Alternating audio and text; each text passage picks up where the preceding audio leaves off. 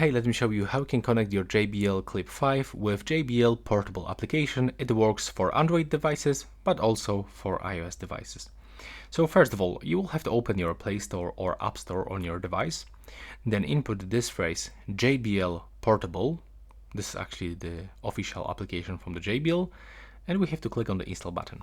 Now, when you do this, you will have to actually grab your speaker and you will have to turn it on by clicking once on this power button and click on the Bluetooth button to enter for the pairing mode.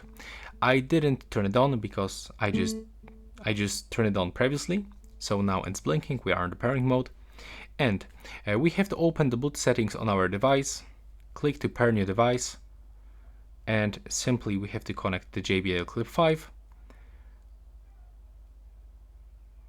And now we have to accept the pairing. Next, we have to go into this application, wait for this loading screen. Now click to get started, accept all of these permissions, accept allow, and now just wait until your JBL Clip 5 will be recognized in the application. When you pair it previously by using the standard Bluetooth settings, you will be welcome with this screen. And as you can see, that's all for this video. Right now, please subscribe to my channel.